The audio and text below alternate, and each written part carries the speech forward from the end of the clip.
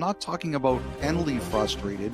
I'm talking about, McDavid had a drop pass that didn't work and he was shaking his head. They had power. Like, people were complaining about the Panthers getting 11 power plays. Edmonton had power play opportunities in the first period. They didn't score. And then when they finally got one early in the second, they gave one back 2 minutes later, 80 seconds later. They didn't even stay within a goal for 2 minutes. In the first period, they committed 3 offensive zone penalties and a too many men. A lot of their plays were guys trying to beat Florida one-on-one. You're almost, twice in the overtime at the first game, Edmonton beat the Panthers at Florida's blue line with one-on-one moves and had breakaways. That's rare. Like, it happened that night, but it's rare. Generally, you are not coming down the ice 1-on-3 or 1-on-2 against the Florida Panthers. So to me, they have to go back to the drawing board. They have to say, okay, this is why our power play is drying up. This is why our 5-on-5 play is drying up. McDavid now in 5 Stanley Cup final games in Florida, and this isn't a criticism of it, it's a fact, with Barkov and Forsling on the ice 5-on-5, they're not giving him anything. And what helps is that Ekblad, who is Forsling's regular partner, is playing his best hockey of his life. Like, I think he's got 1 5-on-5 point in the 5 games in Florida during the last 2 Stanley Cup finals. He needs help. As great as he is, like, he's been hit hard this series. He got hit hard once in this game and went to the room with the equipment guy. He got clobbered on the power play in game number 2, which you never see. Like, Florida has set up the layers and they're disciplined to stick to it.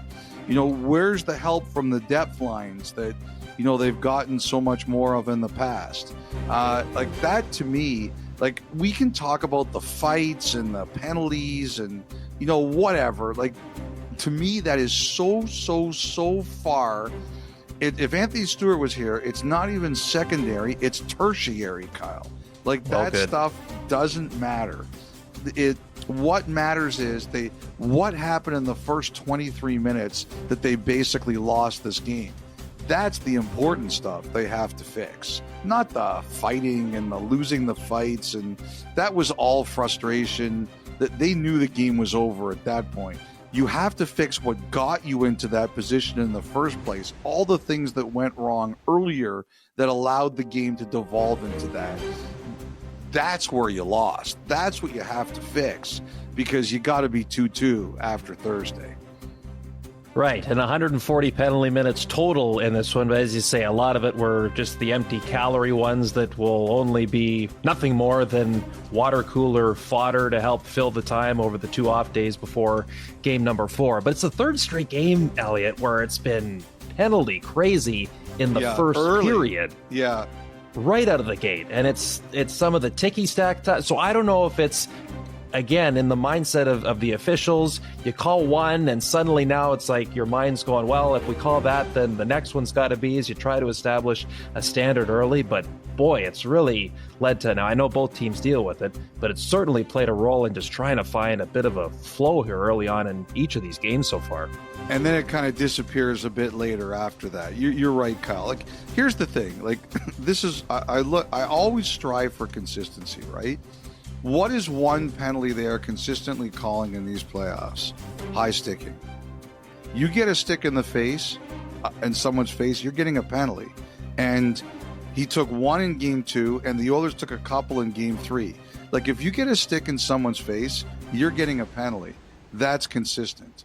They started to call goaltender interference a bit more consistently, which was the opposite of the way that they did the goal in game 1, but Bobrovsky dove on the one. Like, I have no problem with them giving Arvidsson a penalty if they want to protect the goalies, but that's a dive, and everybody who listens to this podcast knows how much I hate embellishment and what a big problem it is.